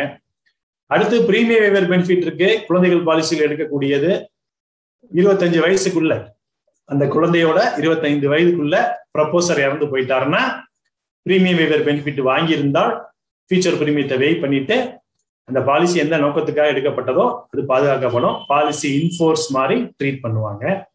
25 வயசுக்கு அப்புறம் அந்த பையன் கண்டினியூ பண்ணி கட்டிக்கலாம். இல்ல 25 வயசு அன்னைக்கு பாலிசியே முடிகிற மாதிரி சூழ்நிலை இருக்குன்னு வச்சுக்கோங்க. உதாரணத்துக்கு 932, 934 அந்த மாதிரி சூழ்நிலை வரும். அப்ப அந்த மெச்சூரிட்டி கிளைம் என்ன கொடுக்கணுமோ அதை ஃபுல்லா கொடுத்துருவோம். இதெல்லாம் எல்லாருக்குமே தெரிஞ்சதுதான். இப்ப நிறைய பேருக்கு என்ன ஒரு சந்தேகம் இருக்குன்னா, இந்த ஏபி ரைடர் ஏடிடிபி ரைடர் பத்தி நீங்க சிம்பிளா 2 வரியிலேயே சொன்னீங்க சார். இதை தவிர வேற ஏதாவது நம்ம புரிஞ்சுக்கிற மாதிரி, நம்ம எளிமையா புரிஞ்சுக்கிற மாதிரி விஷயங்கள் இருக்கா பார்த்தோம்னா, ஏபி ரைடருக்கும் ஏடிடிபி ரைடருக்கும் உள்ள அடிப்படை வேறுபாடுகள் என்ன அப்படிங்கிறத ஒரு சார்ட்டாவே போட்டிருக்கேன் நண்பர்களே. சேதுபதி கவனிச்சுக்கப்பா. ஃபர்ஸ்ட்ல வந்து நிகழ்வுகள் என்ன ஈவெண்ட் நடக்கலாம், ஏபி ரைடர்ல என்ன கிடைக்கும், ஏடிடிபில என்ன கிடைக்கும். இப்ப நிகழ்வு 1, விபத்தினால் மரணம் அடைஞ்சிட்டாருன்னா எக்ஸ்ட்ரா ஒரு சம்மஷூடு, அதாவது டெத் கிளைம் ஒரு பக்கம் கொடுப்பாங்க, அடிஷனலா ஒரு சம்மஷூடு கொடுப்போம். இது வந்து ஏபி ரைடர் வாங்கினா கிடைக்குமா, உண்டு. ஏடிடிபி ரைடர் வாங்கினா கிடைக்குமா, அதுலயும் உண்டு. சரி, அடுத்து நான் சொன்ன மாதிரி விபத்தினால் நிரந்தர ஊனம் ஆயிடுச்சு, பர்மனன்ட் டிசபிலிட்டி ஆயிடுச்சு. அப்ப எல்ஐசி என்ன சொல்லுதுன்னா, காப்பு தொகையில இருந்து 10 ஆண்டுகளுக்கு மாதாந்திர தவணையில பென்ஷன் மாதிரி கொடுப்பேன். அதாவது சம்மஷூட 10 ஆண்டுகளுக்கு 120 ஆளை வகுத்து 120 மாசத்துக்கு நான் பென்ஷன் மாதிரி கொடுக்க போறேன். நீங்க ஃபியூச்சர் பிரீமியம் கட்ட வேணாமா, அடுத்து வரப்போகுது. 10 ஆண்டுகளுக்கு மாதாந்திர தவணையில பென்ஷன் இருக்கா?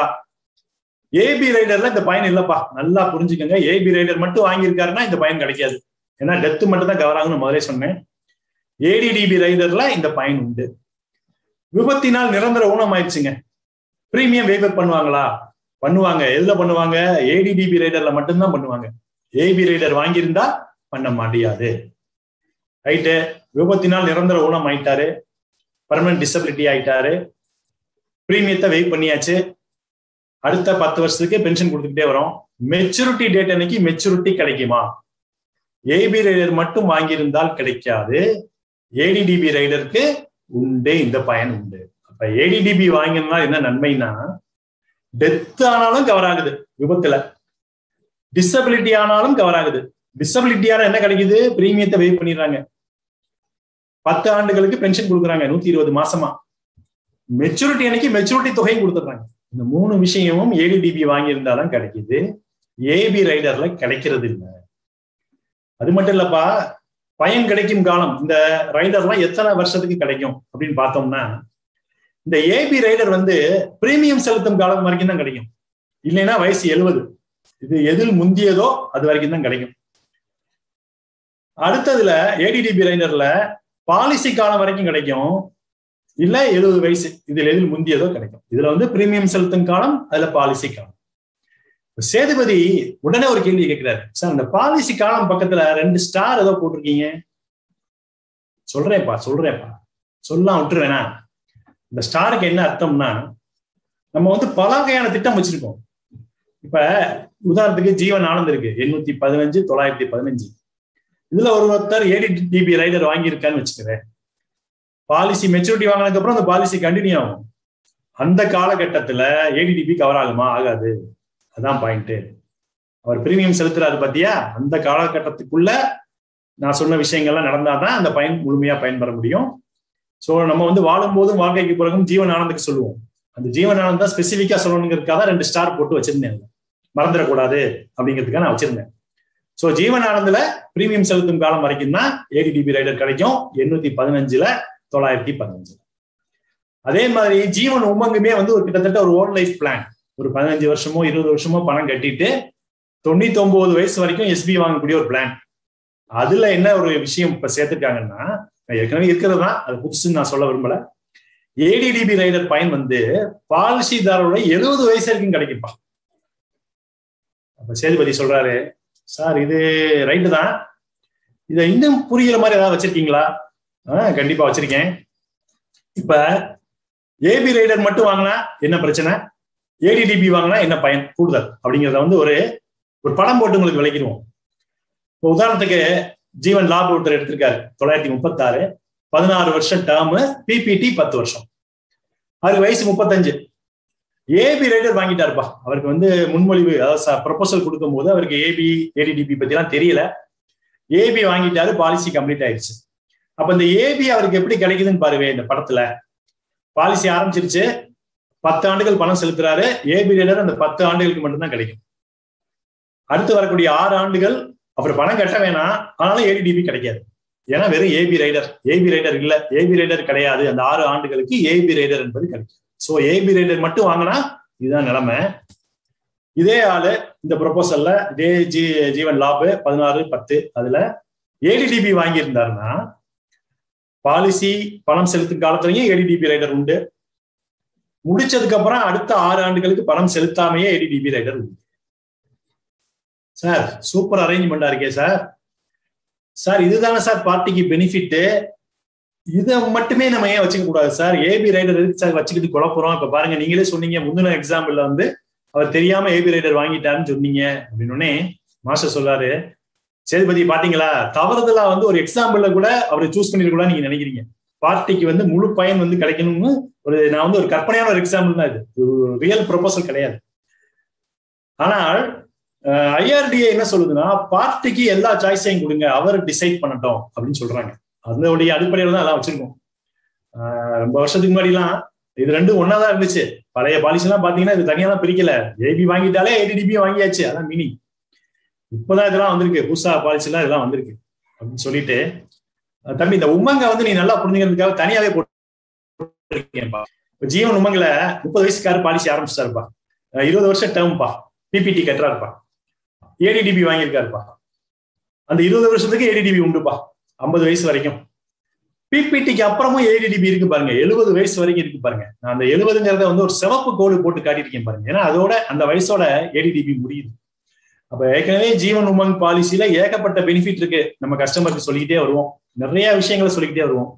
இப்ப 70 வயசு வரைக்குமே இந்த ஏடிடிபிங்கிறது கவர் ஆகுது அப்படிங்கறத சொல்றதுக்கு ஒரு நல்ல வாய்ப்பா இருக்கு. இந்த 50ல இருந்து 70 வயசு வரைக்கும் அந்த 20 வருஷமும் இந்த எக்ஸாம்பிள்ல அவர் பணம் கட்டியிருக்க தேவையில்லை, பணமே கட்ட தேவையில்லை, ஏன்னா 20 வருஷம் கட்டி முடிச்சிடுறாரு. அந்த பீரியட்ல அவர் நார்மலாவே ஒரு சர்வைவல் பெனிஃபிட் 8% வாங்கிட்டு இருப்பாரு.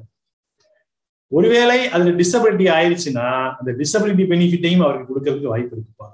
சோ உமங்கல இப்படி ஒரு சிறப்பம்சம் இருக்கு ஏடிடிபி மூலம். சார் சூப்பர் சார், இந்த மாதிரி விஷயத்தை தான் சார் நாங்க கேட்டோம், வேற ஒண்ணும் இல்லை சார். 2 ஸ்பெசிபிக் பிளான் நீங்க ஸ்பெசிஃபை பண்ணி சொல்லிட்டீங்க. டேர்மும் பிரீமியம் பேயிங் டேர்மும் வேற மாதிரி இருக்கக்கூடிய பிளான்ஸ், உதாரணத்துக்கு ஜீவன் லாபே போட்டு காமிச்சிங்க, அதுலயுமே ஏடிடிபி எப்படி ஒர்க் அவுட் ஆகுது, நம்ம தவறுதலா ஏபியை சூஸ் பண்ணிட்டா என்ன ஆகுறது?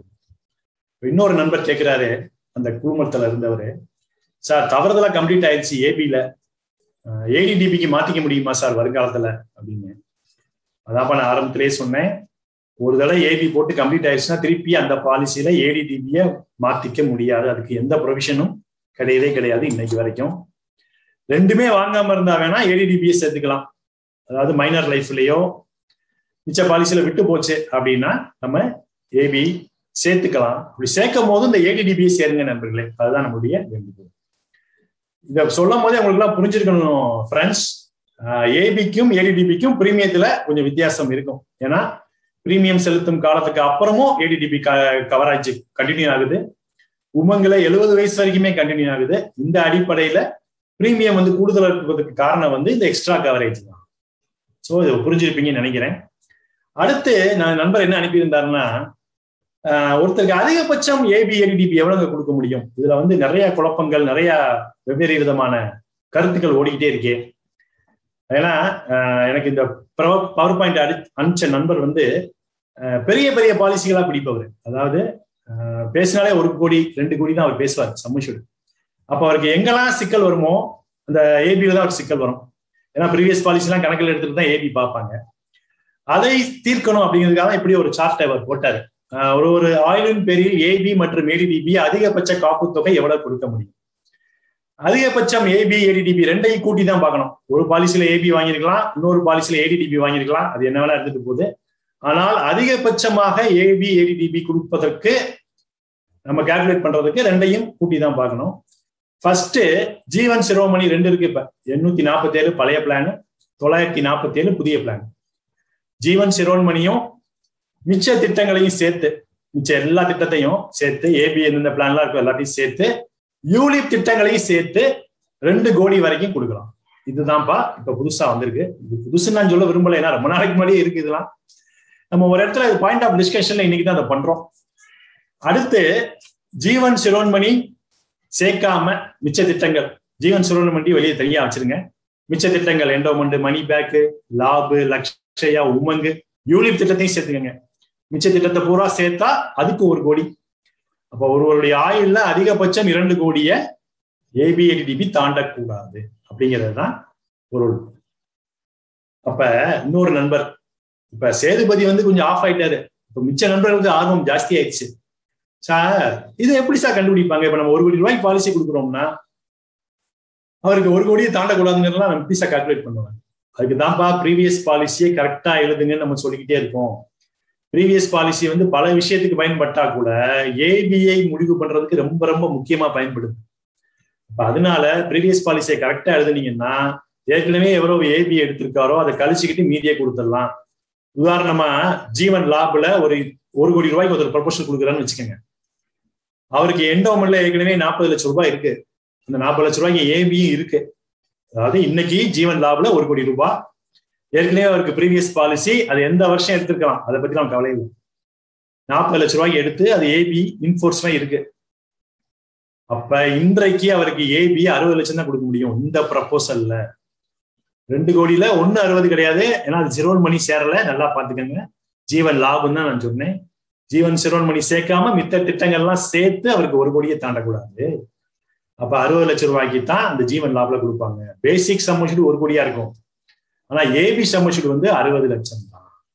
அதனாலதான் அந்த 1 கோடி பெரிய பாலிசி பண்ணும் போது ஒரு வார்த்தை போட்டு அனுப்புவாங்க டிசிஷன்ல, OR plus AB plus EDB அதெல்லாம் போடும் போது ஏபி 1 கோடியை தாண்டுவது மாதிரி இருந்தால் அந்த டிசிஷன்ல, அண்டர்ரைட்டிங் டிசிஷன்ல கிளாஸ் 46 அப்படிங்கிற வார்த்தை என்பது இருக்கும். கிளாஸ் 46ன்னு ஒரு வார்த்தை இருந்தாலே அதுல ஏபி 1 கோடியோ 2 கோடியோ மேக்சிமம் ரீச் பண்ணிட்டாரு. இனிமே அவருக்கு கொடுக்கக்கூடிய பாலிசிகள்ல நம்ம கவனமா பார்க்கணும். ஏபி இல்லாம தான் கொடுக்க முடியும் அப்படிங்கிறத நம்ம புரிஞ்சுக்கணும். ரைட்டாப்பா? ஏபிக்கு ஒரு வித்தியாசமான ஆங்கிள் சொல்ல முயற்சி பண்ணியிருக்கேன் என்னுடைய நண்பரோட உதவியால. இது எந்த அளவுக்கு உங்களுக்கு பயனுள்ளதா இருந்துச்சுன்னு தெரியல. அடுத்து இந்த டேர்ம் ரைட்டர்ப்பா அப்படின்னே சேதுபதிக்கு ஒரு ஆர்வம். ரொம்ப நேரம் அமைதியா இருந்தார் இல்லையா? சார் நான் சொல்றேன், இந்த டேர்ம் ரைட்டர் சில திட்டங்கள்ல வாங்கலாம் சார். உதாரணத்துக்கு எண்டோமெண்ட், மணி பேக்கு, லாபு, உமங்களை கூட வாங்கலாம். இதுல என்ன ஒரு பெனிஃபிட்னா, டெத் ஆயிட்டா கூடுதலா சம்மஷூட் கிடைக்கும் சார். அடிஷனலா ஒரு சம்மஷூட் கொடுப்பதற்கு ஒரு வாய்ப்பு இருக்கு. Super Sethupathi, exactly correct. அதாவது மிச்ச வகுப்புல நீங்க ரொம்ப சிறப்பா கவனிச்சிருக்கீங்க அப்படிங்கிறத ஒரு பதில் தெரியுது. ஆனால் நீங்க என்னிடம் கேட்ட கேள்வி என்னன்னா, இதை வித்தியாசமா எப்படி ப்ரொஜெக்ட் பண்றது சார்? இந்த டேர்ம் ரைட்டரை எப்படி வித்தியாசமா ப்ரொஜெக்ட் பண்றதுன்னு தான் நீங்க என்கிட்ட கேட்டீங்க. இப்ப நீங்க எல்லாம் பழைய ஏஜென்ட் தான், கொஞ்சம் பழைய பிளான்லாம் ஒத்துருக்கோம். பிளான் 88 என்னப்பா அப்படின்னு இப்ப மாஸ்டர் கேள்வி கேட்கிறார். உடனே ஒருத்தர் சொல்றாரு, சார் அது ஜீவன் மித்ரா. உடனே நல்லா தெளிவா சொல்லுங்க, அது ஜீவன் மித்ராவா இல்ல அதுக்கப்புறமா ஏதோ ஒரு அடைமொழி இருக்கா? Jeevan Mitra double cover sir. Very good. Plan 133. Sir Jeevan Mitra triple cover. அப்படின்னா என்னப்பா அர்த்தம்? சார் இறந்து போயிட்டாலே டபுள் கவர் கொடுப்பாங்க. 88ல 2 சம்மஷூட். 133 133ல இறந்து போயிட்டாலே 3 மடங்கு சம்மஷூட். இதெல்லாம் ஒரு காலத்துல ரொம்ப பாப்புலர் பிளான்ஸ். நம்ம ரிஸ்க் கவரேஜ் அதிகமா கேட்கறவங்களுக்கு நம்ம இதை நிறைய ப்ரொஜெக்ட் பண்ணி வித்துருக்கோம் சார். குறிப்பா இந்த ஹவுசிங் லோனுக்கு அசைன்மெண்ட் பண்ண விரும்புறவங்கலாம் இந்த மாதிரி பிளானை ரொம்ப விரும்புவாங்க அந்த காலத்துல அப்படின்னு ஒரு மூத்த முகவர் சொல்றாரு. இப்ப இந்த பிளான்லாம் இல்லையே அப்படின்னு மாஸ்டர் கேட்கிறார். ஆமா சார், இல்லையே சார். இருக்குப்பா, வேற வடிவத்துல இருக்கு. நம்ம அதைத்தான் இன்னைக்கு பார்க்க போறோம். எண்டோமெண்ட் டபுள் கவர் நான் வார்த்தை சொல்றேன்ப்பா. சேதுபதி கேட்கிறாரு, என்ன சார் டபுள் கவர் பாலிசி இப்ப இல்லையே? இல்லப்பா, 914 இருக்கு, அது எண்டோமெண்ட். அதுல ஒரு டேர்ம் ரைட்டர் சேர்த்தோம்னா நார்மல் டெத்துக்கே 2 கவர் டபுள் ஆயிரும் இல்லையா? டபுள் சம்மஷூட் கிடைக்கும் இல்லையா? அதான் நான் ஒரு புதிய வார்த்தை சொன்னேன், என்டோமெண்ட் டபுள் கவர். ஏன் நான் ஒன்றும் தப்பா ஒன்றும் சொல்லியப்பா, பேர் தானே கொஞ்சம் வித்தியாசமா சொல்லியிருக்கேன். மற்றபடி இப்போ நீங்க சொன்ன கான்செப்டே தான் நானும் சொல்லியிருக்கேன். அடுத்து என்ன வரும் நீங்களே சொல்லுங்க. எனக்கு தெரியுமா சார், மணி பேக் டபுள் கவர்னு ஒரு நண்பர் சொல்றாரு. ரைட்டு. ஆனா அதுல 25% எக்ஸ்ட்ராங்கிற வார்த்தை நான் சேர்த்துக்கிறேன். அது என்ன சார், இப்ப சில பர்பஸ்ல வந்து 25% எக்ஸ்ட்ரா, சில சோப்புல வந்து 25% எக்ஸ்ட்ரா, சில கிரீம்ல எல்லாம் 25% எக்ஸ்ட்ரான்னு சொல்லி போட்டு விளம்பரம் பண்ணுவாங்க. நீங்க அது மாதிரி money back double cover plus 25% எக்ஸ்ட்ரான்னு போட்டிருக்கீங்க சார். ஆமாப்பா, 920 921 மணி பேக் பாலிசி நம்ம வச்சிருக்கோம். அதுல வந்து டேர்ம் ரைடரை சேர்த்துக்கலாம். உதாரணத்துக்கு 10 லட்ச ரூபா பாலிசி, 10 லட்ச ரூபாய்க்கு டேர்ம் ரைடர் சேர்த்துக்கலாம். டெத்தான என்னப்பா கொடுப்பாங்க? 19-20 19-20ங்கிற குரல் எல்லாம் கேக்குது. நல்லா யோசிச்சு சொல்லுங்க, 920-21 என்ன கொடுப்பாங்க? அப்ப சேதுபதி கொஞ்சம் சுதாரிச்சிட்டார். சார் அது 1.25 மடங்கு சார், 1.25 மடங்கு ரிஸ்க் கவரேஜ் உள்ள பாலிசி. அப்ப டெத்துக்கு 12.5 லட்சம் ரூபாயும் டேர்ம் ரைடர் 10 லட்சம் ரூபாயும் கொடுப்பாங்க சார். அந்த 12.5 தாப்ப நான் 2ஆ பிரிச்சுட்டேன். 10 + 2, 10 + 10ங்கிறது டபுள் கவரு. 25% எக்ஸ்ட்ரா தானப்பா, நான் என்ன பொய்யா சொல்றேன்? கரெக்ட் தானப்பா சார், சூப்பர். அடுத்து லிமிடெட் பேமெண்ட் டபுள் கவர். இப்ப நிறைய லிமிடெட் பேமெண்ட் பாலிசி நம்ம வச்சிருக்கோம். நீங்களே சொன்னீங்க சேதுபதி, போன இதுதான் நம்ம டிஸ்கஸ் பண்ணும்போது ஏபி ரைடர் ஏடிடிபி ரைடருக்கான வித்தியாசத்தை நம்ம டிஸ்கஸ் பண்ணும்போது, லிமிடெட் பேமெண்ட் டபுள் கவர் அப்படின்னா இப்ப ஜீவன் லாப்ல லிமிடெட் பேமெண்ட் பாலிசி, ஜீவன் லக்ஷயால லிமிடெட் பேமெண்ட் பாலிசி, அதுல டேர்ம் ரைடர் சேர்த்தோம்னா டபுள் கவர் தானப்பா. Right sir. அடுத்து போட்டாரு பாருங்க, சிங்கிள் பிரீமியம் டபுள் கவருங்க. என்ன சார், சிங்கிள் பிரீமியம் பிளான்லயும் நம்ம டேர்ம் ரைடர் கொடுக்க முடியுமா? நிச்சயம் கொடுக்க முடியும் சேதுபதி. நண்பர்களே, உங்க எல்லாருக்கும் தான் சொல்றேன், 916 917 ரெண்டுலையுமே நம்ம டேர்ம் ரைடரை சேர்ப்பதற்கான வாய்ப்பு என்பது இன்னைக்கு வந்திருக்கு. ஸோ சிங்கிள் பிரீமியத்திலுமே டபுள் கவர் கொடுக்கறதுக்கு நம்மளுக்கு ஆப்ஷன்ஸ் இப்போ வந்தாச்சு. அடுத்து whole life plus double cover plus 25% extra. நான் என்ன பிளானை மீன் பண்றேன்னு உங்களுக்கு தெரியும், நீங்களே சொல்லுங்களேன். Sir whole life double cover plus 25% எக்ஸ்ட்ரானா நீங்க ஜீவன் ஆனந்த மீன் பண்றீங்க சார். கரெக்டா சார்? எக்ஸாக்ட்லி சேதுபதி. ஓல் லைஃப்ங்கிறது கிட்டத்தட்ட ஜீவன் ஆனந்த் தான் ஓல் லைஃப் பாலிசி மாதிரி. வாழும்போதும் வாழ்க்கைக்கு பிறகும் ஒரு சம்மஷுடு, வாழும்போது அவர் இறந்துட்டாருன்னா சம்மஷுடை போல 1.25 மடங்கு, டேர்ம் ரைடர் போட்டிருந்தோம்னா இன்னொரு சம்மஷுடு. இப்ப நம்ம சொன்ன எல்லா உதாரணத்திலையும் அவர் ஆக்ஷன்ல இறந்து போனார்னா அது ட்ரிபிள் கவர் ஆயிடும். அந்த வார்த்தையை வந்து ட்ரிபிள் கவர் ஆயிடும். ஸோ இன்னைக்கு நம்ம ப்ராடக்ட்டுக்கு ஒரு இந்த டேர்ம் ரைடர் என்பது உதவி பண்ணிருப்பா. இதுல முக்கியமா நான் சொல்ல விரும்பின முதல் பாயிண்ட் தான், இதை கடைசியில போட்டிருந்தாலும் அதான் முதன்மையான பாயிண்ட். ஏன்னா உமங்கு வந்து எல்லாத்துலயுமே ஒரு முதன்மை பெற்றுக்கிட்டே வருது. உமங்குல டேர்ம் ரைடரு 35 வருஷத்துக்கு அவைலபிள் ஆகும். 35 வயசு இல்ல, 35 வருஷம் டேர்முக்கு. இல்லைன்னா 75 வயசு வரைக்கும், விச்செவர் இஸ் இயர்லியர்ப்பா. எல்லா பிளான்லையும் பிரீமியம் செலுத்தும் காலம் வரைக்கும் இல்ல, டேர்ம் வரைக்கும் தான். பாலிசியோட டேர்ம் வரைக்கும் தான் டேர்ம் ரைடர். இந்த வார்த்தையிலேயே டேர்ம்ங்கிற வார்த்தை இருக்கு பாருங்க, டேர்ம் ரைடர்ங்கிறது. டேர்ம் வரைக்கும் தான் டேர்ம் ரைடர் கிடைக்கும். பிபிடில டேர்ம் வரைக்கும், பாலிசி முடிகிற வரைக்கும், மெச்சூரிட்டி வரைக்கும். ஆனா உமங்குல தான் 35 வருஷம் வரைக்கும், இல்லைன்னா 75 வயசு வரைக்கும், விச்செவர் இஸ் இயர்லியர், எது முந்தையதோ அது வரைக்கும் டேர்ம் ரைடர் ஆப்ஷன் இருக்கு. ஏற்கனவே ஏடிடிபி 70 வயசு வரைக்கும் பார்த்தோம். இப்ப டேர்ம் ரைடருமே 75 வயசு வரைக்கும். இப்ப டேர்ம் ரைடர்ல ஏதாவது நீ சேர்க்க விரும்புறியா சேதுபதி? ஆமா சார், நான் வந்து ஒரு சர்வீசிங் எக்ஸ்பர்ட் அப்ப சேர்க்க விரும்புறேன். நம்ம பேசிக்கிட்டு இருக்கக்கூடிய ரைடர்ஸ்க்கு எல்லாமே தனி பாண்டு, தனி பாலிசி பாண்டா இப்ப கொடுக்க ஆரம்பிச்சிட்டாங்க சார். இது எல்லாருக்குமே தெரிஞ்சிருக்கும். ஸோ இந்த சந்தர்ப்பத்துல நான் இந்த பாயிண்ட சொன்னா அது கரெக்டா இருக்கும்னு நான் விரும்புறேன். ஸோ அதனால இப்ப ரைடர்ல தனி பாண்டு கொடுக்குறாங்க. கொடுக்கலைன்னா கேட்டு வாங்குங்க அப்படிங்கிறத ஞாபகப்படுத்துக்கு தான் சொல்றேன். ஏன்னா ரைடருமே ஒரு கான்ட்ராக்ட் மாதிரி ஆயிடுச்சு இப்ப. ஸோ அதுவுமே தனி பாண்டாவே எல்லாருக்கும் கொடுக்க ஆரம்பிச்சிட்டாங்க. ரைட்டுப்பா. இப்ப உங்களுக்கு எளிதில் ஞாபகம் வச்சுக்கணுங்கிறதுக்காக எந்த பிளான்லாம் டேர்ம் ரைடர் இருக்கு, எந்த பிளான்லாம் கிரிட்டிக்கல் இல்னஸ் ரைடர் இருக்கு, எந்த பிளான்லாம் பிரீமியம் வேவர் பெனிஃபிட் இருக்கு அப்படிங்கிறத நான் வந்து ஒரு சார்ட்டாவே போட்டிருக்கேன். இந்த 914 பாத்தீங்கன்னா 3 சார்ட்லயுமே இருக்கு. டேர்ம் ரைடரும் இருக்கு, கிரிட்டிக்கல் இல்னஸ் ரைடரும் இருக்கு, பிரீமியம் வேவரும் இருக்கு. அதுக்கு அடுத்து பாத்தீங்கன்னா இந்த 860 3 இதுலயும் இருக்கு, 936 3ல இருக்கு. ஸோ இந்த மாதிரி நீங்க பகுத்து பார்த்துக்கிறதுக்காக எளிமையாக இந்த சார்ட்டை போட்டு. அப்ப சரி சார் கொஞ்சம் வெயிட் பண்ணுங்க, இதை வந்து ஏதாவது ஸ்கிரீன்ஷாட் ஏதாவது ஒன்றும் அவசியம் இல்லப்பா. இந்த மீட்டிங் முடிஞ்சு நீங்க அடுத்த வேலை பார்க்கறதுக்குள்ள உங்களுடைய வாட்ஸ்அப்புக்கு இந்த பவர் பாயிண்ட் என்பது ஷேர் செய்யப்படும். ஸோ ரைடா சேதுபதி, இப்ப நீங்க கேட்ட 3 கேள்விகளுக்கு நான் பதில் சொல்லிட்டேன். இப்ப மீட்டிங் கிட்டத்தட்ட முடியும் தருவாயில இருக்கு. மாஸ்டர் என்ன சொல்றாருன்னா, ரொம்ப ஒரு நல்ல ஒரு மீட்டிங் சேதுபதி. நம்ம முதல்ல ஸ்ட்ராட்டஜிஸை பத்தி நிறைய டிஸ்கஸ் பண்ணோம். அதன் மூலமா அதுக்கு அடுத்து நீங்க ஒரு 3 கேள்வி, நான் இந்த 3 கேள்வியை உங்ககிட்ட நான் எதிர்பார்க்கவே இல்லை. ஓப்பனா சொல்லணும்னா இந்த கேள்வியை நான் இந்த அரங்கத்தில் நான் எதிர்பார்க்கல. பட் இந்த டாபிக்கை இன்னைக்கு பேசுறதுக்கு விட வேற என்னைக்கு வாய்ப்பு கிடைக்குமான்னு தெரியல. எந்த விஷயம் என்னைக்கு நடக்கணும்னு இருக்கோ அது அன்னைக்கு தான் நடக்கணும்னு சொல்லுவாங்க. இன்றைக்கு உங்களால இந்த விஷயம் நடந்திருக்கு சேதுபதி, ரொம்ப சூப்பர். நான் சொன்னதை நீங்க மனசுல வச்சுக்கோங்க.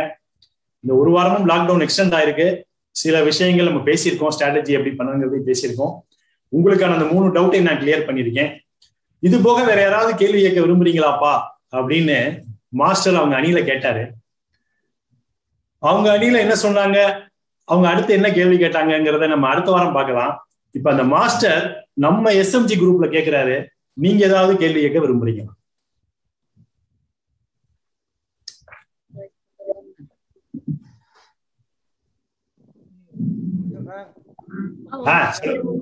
நன்றி. Good evening, sir. I am Palisham from Mironar, sir.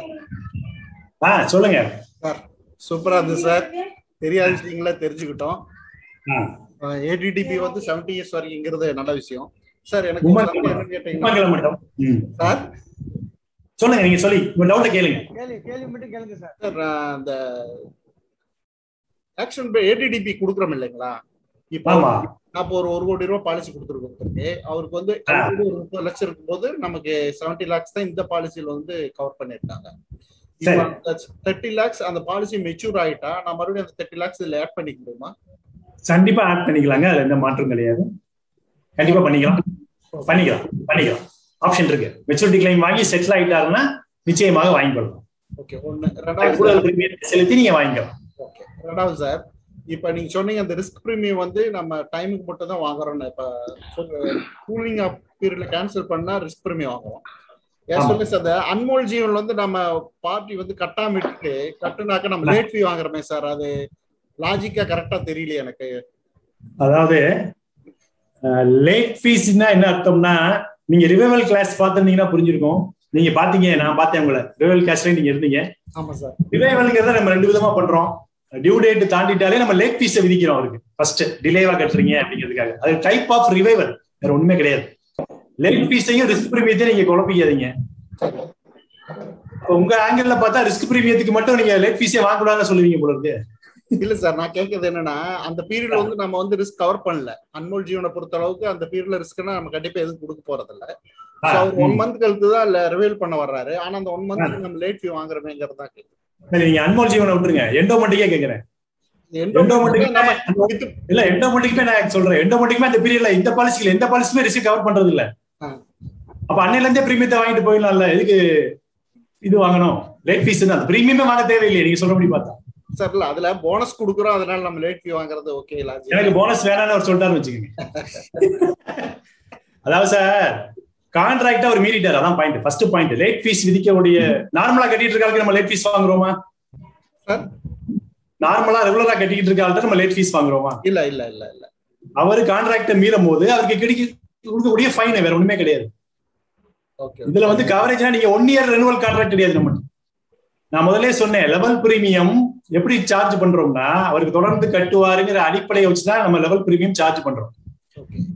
நான் இன்னொரு லாஜிக்கா கேக்குறேன், அவருக்கு ரிவைவல் ஆச்சுன்னா அவருக்கு அன்னைக்கு வயசுக்கு பிரீமியம் கட்டணும்னு சொன்னா நீங்க ஒத்துக்குவீங்களா? நம்ம எல்ஐசி அந்த ஒரு டிசிஷன் எடுக்கிறது இல்ல. அடிப்படை ப்ராடக்ட்டை நீங்க புரிஞ்சுங்க. நம்ம எதை பேஸ் பண்ணி பிரீமியத்தெல்லாம் அரைவ் பண்ணி வச்சிருக்கோம்னா அவர் தொடர்ந்து கட்டுவாரு, இத்தனை பேர் சேர்ந்தா இத்தனை பேர் கட்டுவாங்க, ஷேரிங் தானே. அந்த ஷேரிங் அவர் டிஸ்டர்ப் பண்றாரு. அந்த ஒரு நபர் அந்த ஷேரிங்கை டிஸ்டர்ப் பண்றாரு ஏதோ ஒரு காரணத்தினால. அதுக்கு அவருக்கு ஃபைன் வாங்கி நம்ம மேக்கப் பண்றோம், வேற ஒண்ணுமே கிடையாது. எண்டோமெண்ட்டுக்கு ஃபைன் வாங்குறது போனஸ் கொடுக்கறதுக்கு தயவு செஞ்சு நினைக்காதீங்க. போனஸுக்கும் லேட் ஃபீஸுக்கும் சம்பந்தமே கிடையாது. கரெக்டா? Okay sir, thank you. அப்புறம் சார், அது 149க்கு up to 70 வரைக்கும் நம்ம கவரேஜ் கொடுக்கிறோம் ஏபி இல்லீங்களா? கண்டிப்பா அது இருக்கு. அதனால தான் நான் அதை இந்த ஸ்லைட்ல நான் தவிர்த்திருந்தேன், அதை சேர்க்கவே இல்லை. Thank you sir. நீங்க சேதுபதி மாதிரி 3 கேள்வி கேட்டுட்டீங்க. அடுத்தவங்களுக்கு வாய்ப்பு கொடுங்க. அவ்வளவுதான், முடிஞ்சது. சார் வணக்கம் சார். லட்சுமணன் வணக்கம். நல்லா இருக்கீங்களா? நல்லா இருக்கு சார். நல்லா இருக்கல சார்? நல்லா இருக்கு, நல்லா இருக்கு. சொல்லுங்க. என்னுடைய கேஸ் போன மாசம் ஒரு 6 lakhs கம்ப்ளீட் பண்ணும்போது அசிஸ்டன்ட் வந்து 6 லட்சம் கொடுத்ததுக்கு 60,000 மட்டும் ஏடிடிபி கம்ப்ளீட் பண்ணிட்டு வந்துட்டாப்ல. அது சின்ன தவறு நடந்திருக்கு, பார்க்கல, கம்ப்ளீட் ஆயிருச்சு. திரும்ப அதுக்குள்ள விஷயத்தை எல்லாமே கொடுத்தாச்சு. பட் அது மாத்திர என்ன சிரமம் தெரியல, இதுவரை நடக்கல சார். டிலே ஆகுது. ஏதாவது ப்ராப்ளம் சார்? இல்ல, மாத்திக்கலாம், அது ஒன்றும் பிரச்சனையே இல்லை. இது வந்து நீங்க 6 லட்சம் 6 லட்சம் தான் எழுதி கொடுத்துருப்பீங்க ப்ரொபோசல்ல. ஆமா சார், அசிஸ்டன்ட் பண்ணிட்டு பிரச்சனையே இல்லை, அதுல ஒன்றும் இஷ்யூவே இல்லை. கண்டிப்பாக செய்ய முடியும். நீங்க வந்து திங்கக்கிழமை என்ன தொடர்பு டிஓல கேட்கணும்ன்றாங்க. அது என்ன இவ்வளவு பிரச்சனையான ஒரு டவுட். வேற ஒன்றும் இல்லை, ஒரு பிரச்சனை இல்லைங்க. எங்க கேட்டாலும் அது செய்ய முடியும். அதுல பண்ண முடியாத விஷயமே கிடையாது. என்ன பிளான் போட்டீங்க? ஜீவன் லேப் சார். அப்புறம் என்ன, ஒன்றும் பிரச்சனை இல்லை லட்சுமணன். அது ஈஸியா பண்ணக்கூடிய ஒரு விஷயம் தான். இந்த தவறு நிறைய இடத்துல நடக்கிறதுக்கு வாய்ப்பு இருக்கு. ஏன்னா வந்து எரர் இஸ் ஹியூமன் தானே, இல்லையா? Okay okay, thank you. நடக்கும், சரி பண்ணிக்கலாம், ஒன்றும் பிரச்சனை. சரி சார், பேசுறேன் சார். Okay, thank you.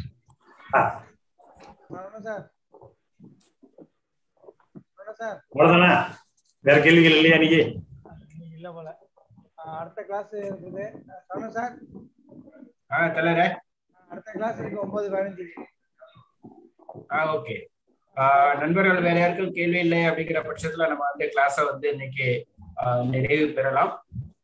இன்னைக்கு பாத்தீங்கன்னா நம்மளுடைய விஜய் அண்ட் சேதுபதி 2 பேரையும் வச்சுட்டு இன்னைக்கு நிறைய விஷயங்கள் நமக்கு சொல்லியிருக்காங்க. ரீஇன்ஸ்டேட்மெண்ட் ஆஃப் பாலிசிஸ் எப்படிங்கிற விஷயத்த, அதே மாதிரி என்னென்ன ரைடர்ஸ் இருக்கு அப்படிங்கிற விஷயம், அண்ட் ரிஸ்க் பிரீமியம், இந்த 3 விஷயத்துல இன்னைக்கு எல்லாருக்கும் நல்லது ஒரு தெளிவு கிடைச்சிருக்கும் அப்படின்னு நான் நம்புறேன். ஏன்னா நிறைய விஷயங்கள் வந்து சின்ன சின்ன விஷயங்களா இருந்தாலும் அதை வந்து அழகா கொடுத்துருந்தாங்க. முக்கியமா வந்துட்டு கடைசியில ரைடர்ஸை வந்து பிளான் வைஸ் ரைடர்ஸ் போட்டு காமிச்சது வந்து ரொம்ப அருமையாக இருந்தது சார். ரொம்ப ஈஸியா வந்து புரிஞ்சுக்கிற மாதிரி, புதுசா வந்த முகவர் கூட அதை பார்த்துட்டு ஈஸியா தெரிஞ்சுக்கக்கூடிய ஒரு விஷயங்கள் அதுல இருந்தது. காம்ப்ளிகேஷன் அப்படிங்கிற ஒரு விஷயமே இல்லை, எல்லாமே ரொம்ப எளிதாக இருந்தது. அதனால நம்மளுடைய முகவர் சமுதாயம், நம்ம எஸ்எம்டி முகவர் குழுமம் சார்பாக உங்களுக்கு திரும்ப மீண்டும் ஒரு மிகப்பெரிய நன்றியை நாங்கள் தெரிவித்துக் கொள்கிறோம். நன்றி. இன்னைக்கு வந்து எல்லாருமே இன்னைக்கு சாட்ல போட்டுட்டு இருந்தவங்க பாத்தீங்கன்னா எல்லாருமே ரொம்ப நல்லா இருக்கு, நிறைய தெரிஞ்சுக்கிட்டேன் அப்படிங்கிற மாதிரி விஷயங்கள் தான் போட்டுட்டே இருந்தாங்க. ஸோ அவங்க சார்பாக மீண்டும் ஒரு முறை நன்றி தெரிவித்துக் கொள்கிறேன். மிக நன்றி சார். வணக்கம். நன்றி சார், மீண்டும் சந்திப்போம். நன்றி, வணக்கம். கண்டிப்பாக சார், கண்டிப்பாக எதிர்பார்த்து காத்திருக்கிறோம் சார். நன்றி நன்றி நன்றி சார். நன்றி நன்றி சார்.